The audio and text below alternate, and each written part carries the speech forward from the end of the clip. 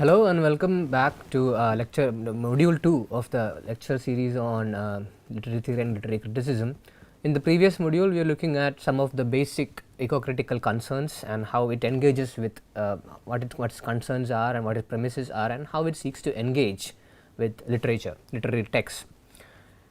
And we discussed how perhaps for an eco-critical, when deploying an eco-critical approach, it's just a matter of approaching an already familiar text, a very familiar text, with a new alertness to the eco-critical dimension, a dimension which has perhaps not received the kind of environmental reading which was always present in the text but largely ignored.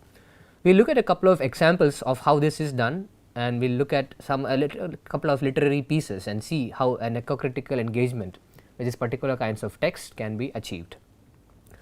For instance, let us start by looking at a short piece by Ralph W. Black, which is entitled "What We Talk About When We Talk About Ecocriticism."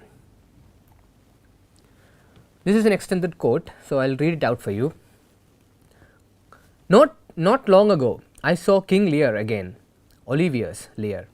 I marvelled as usual at Lear's deep rage and deeper sadness, and I cried as usual as he carried Cordelia's body across the stage at the end. But I was struck even more by the beginning. A map of the kingdom is unrolled. It is painted across the tanned sides of a small herd of royal deer. The old sovereign uses his sword to symbolically divide his domain among his daughters. The commodified landscape is sliced up and parcelled out to the highest rhetorical bidder. For a moment, I wonder about my understanding of the tragedy, about what hubristic act instigates Lear's fall, about the significance of the natural world in the play, the moments of clarity that all seems to take place outside, in a storm, on the moors, on the seashore. Unquote. Now, as you can understand, this is an eco-critical conscious reading of Shakespeare's famous play King Lear, where the storm that was originally seen as something that is symptomatic of King Lear's madness assumes new dimensions. It becomes a very real phenomenon, a very near natural phenomenon, and you also have references to repeated references to more further attention that is being detailed on the minor aspects of the play, which are largely ignored when the play originally takes place. The moments of clarity that all seems to take place outside, in the storm, on the moors, all these elements, all these features become prominent as you deploy an eco-critical approach to reading Shakespeare's King Lear. Now, such a reading adds to the issues the more traditional approaches to reading a play that is written by Shakespeare might have overlooked. Then these include issues such as the chopping up of the landscape according to a monarch's whim. What right does a king have? What right does any human being have to just chop up and divide a landscape, a physical landscape, according to his own whims and fancies? And we also look at the storm that is not merely emblematic of Lear's madness, but exists as a natural phenomenon, and so on. Now, the wind blasted heath and the moor that King Lear wanders in his madness would also be a matter of interest and to the eco-critic. Eco-critical readings of such canonical texts thus begin by adding a different perspective and are not limited to works that are self-evidently about nature. So, even though King Lear is not overtly ostensibly saying and explicitly making a statement like some of the other works that we discussed in the last class, like Thoreau's or Emerson's works, you can always attach a kind of eco-critical reading to any text that does not even remotely resemble, that is not self-evidently about nature. Now, a crucial strategy that is deployed seems to be the ability to switch critical attention from the inner to the outer, so that what had seemed to be merely the setting of a play or a story now occupies the central stage. It occupies the critical center.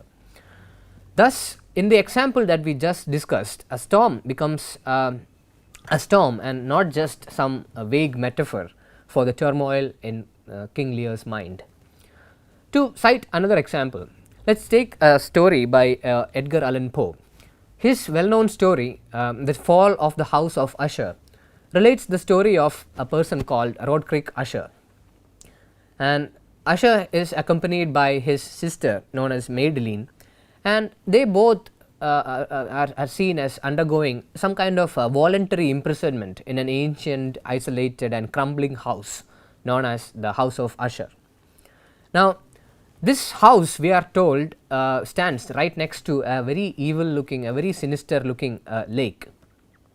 We are also told that the sister suffers from a very strange disease, while Usher himself is a bit of a recluse. It's an introvert and a recluse who doesn't interact with his physical world or the social or his social world.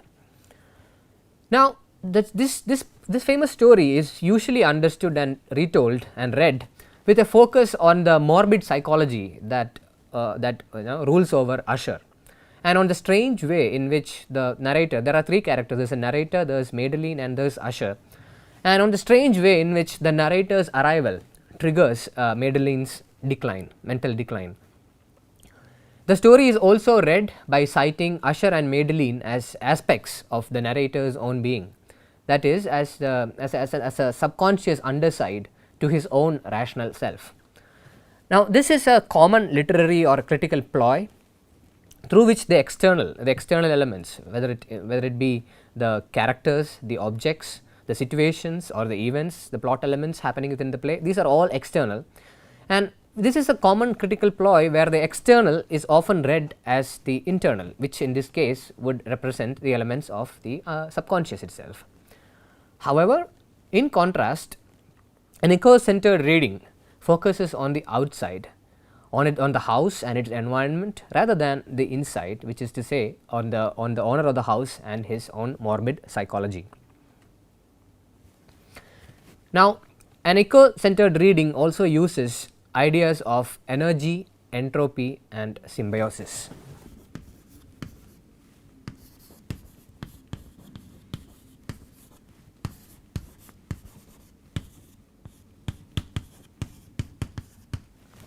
For those of you who are familiar with perhaps high school biology, you might recall that entropy is a kind of negative energy within systems which tends to break them down or disorganize systems, while symbiosis more or less denotes the very opposite of this act. Symbiosis denotes mutually sustaining coexisting systems. We have heard of symbiotic relationships between plants and animals, and between animals and so on. Thus, read in this light, we can see that the house in the House of Usher exists as an isolated entropic system which has no symbiotic connections with its physical world, with its physical surroundings at all, which has no connections with the broader biosphere. The stagnant lake reflects the house's own unmoving image, and the house can be easily seen as breathing in the atmosphere of its own decay. The House of Usher thus becomes not a part of a living system. We understand that no new elements come into the house, into this system from the outside to energize it or to enable it to contribute to other systems in a meaningful way. It is basically, the house becomes a light that has basically failed, a stream which has ceased to flow, or a fire that has nothing to burn. In other words, the house in the House of Usher exists as something like a black hole, which becomes a bit of a vortex into which its energies are sucked and destroyed. And we also have with its companion, the black tarn, the black lake, into which the house eventually collapses and disappears as the story ends.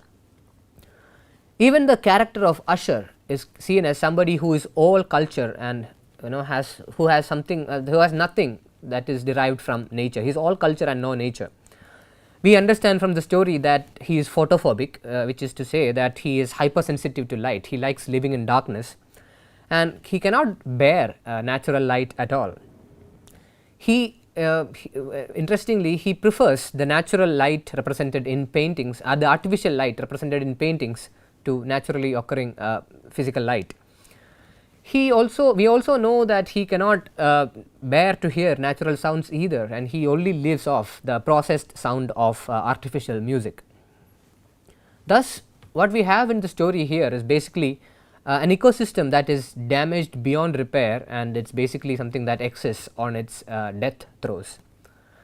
In this reading, the center of the story is not the dark side, the dark night of the soul with its accompanying ontological anxieties as was popularly and classically imagined.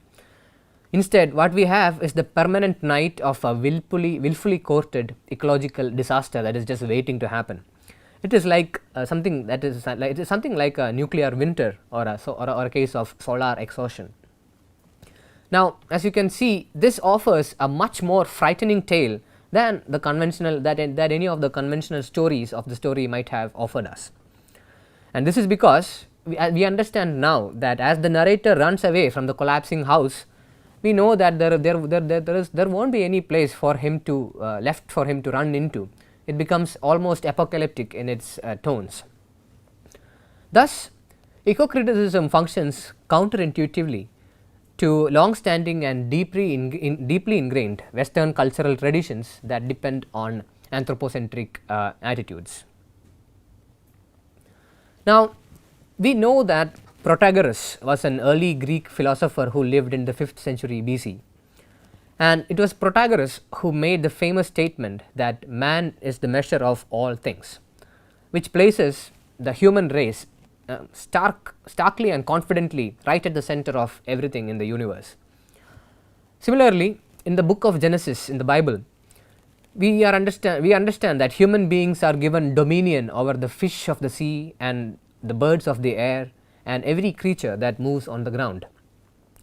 Similarly too, we have Leonardo da Vinci's famous painting, famous drawing, The Vitruvian Man. If you have access to the internet, I recommend that you perhaps run a search for Da Vinci's painting of The Vitruvian Man. Now, the painting itself is basically just a naked male figure that is set within a circle and a square, with his arms outstretched both horizontally and vertically raised and diagonally above his head. Now, Da Vinci sees this painting as the proportions of the human body as the basis of one of the most fundamental of all geometric shapes, and hence apparently the most pleasing of all forms. Now, my point here is that all these and many more images and sayings like these seem to give us a high cultural license for attitudes which are anthropocentric rather than ecocentric. So, anthropocentrism is something that needs to be pitted against and seen in opposition to the ecocritical concerns. In the 19th century, the great Victorian art critic John Ruskin coined the term pathetic fallacy. Pathetic fallacy was coined by Ruskin in 1856 to account for our instinctive tendency to see our emotions reflected in our own environment, which seems to be another form of the habit of seeing everything that is centered upon ourselves, which is just basically another anthropocentric tendency. Hence, a face like the cruel sea manifests the pathetic fallacy by projecting the human attribute of cruelty. The sea can't be cruel, it is only human beings who are cruel. So, it just projects a human attribute, in which in this case is cruelty, onto a very naturally occurring element. Ruskin was also a very deeply eco-conscious, eco-sensitive person, and was the first major British writer to record a sense that the nature's powers of recovery may not be infinite as people would have taken for granted or assumed all along. He also felt that the modern forms of production and consumption have the potential to inflict fatal environmental damage. In his lectures, he often expressed his deep anxiety that the atmosphere was being permanently and irrevocably damaged by forces such as industrial pollution and so on. Interestingly, however, you might recall how in the previous module we talked about Emerson as one of the pioneering transcendental American the pioneers who started the American ecocentric movement. However, you might be surprised to know that Emerson, by contrast, had no such worries about pathetic fallacy at all.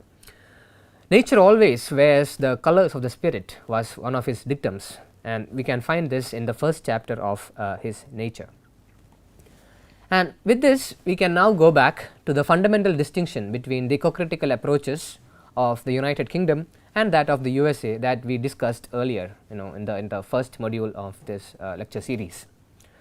Rather than seeing it as perhaps a case of simple environmental optimism and pessimism, it would be better to consider the small and crowded islands. I mean, for example, when we talk about these distinctions between these approaches in UK and USA, we can basically perhaps boil it down to the geography of these two landscapes, these two land masses themselves, which is to say that instead of just citing it down as a basic case of environmental optimism versus environmental pessimism, it might be safer to assume that a small and crowded island like Britain, or say for example Japan, are perhaps more likely to comprehend that the nature, that the environment that surrounds them and envelopes them is being rapidly and irrevocably destroyed by culture, as opposed to vast land masses as the ones that can be seen in America or Australia, for instance.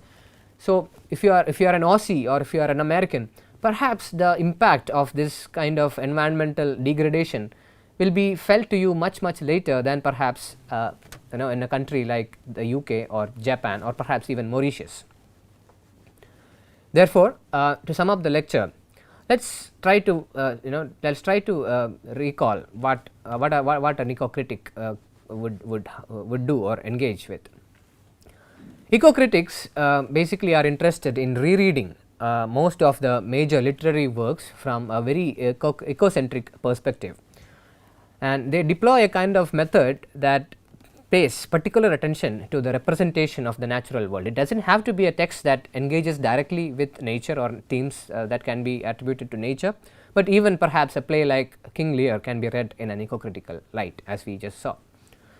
They also extend the applicability of a range of ecocentric concepts such as balance and imbalance, symbiosis and entropy and energy, mutuality, etc., using them instead of other natural world concepts such as growth and development.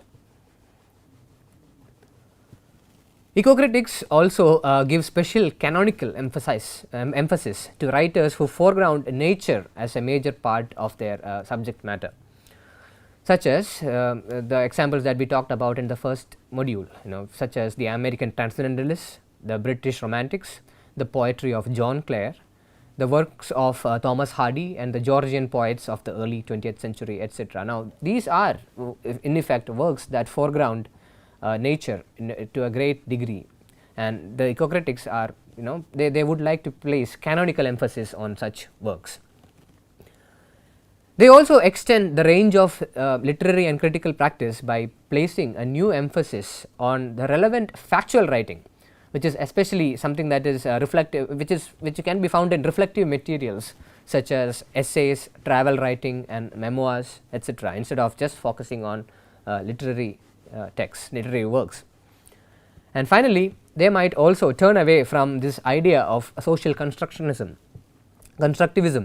and linguistic determinism of dominant literary theory practices, and instead emphasize eco-critical values of observation, ethical responsibility and the claims of a world that goes beyond ourselves. And with that, we conclude our two-part lecture on eco-criticism and eco-critical concerns.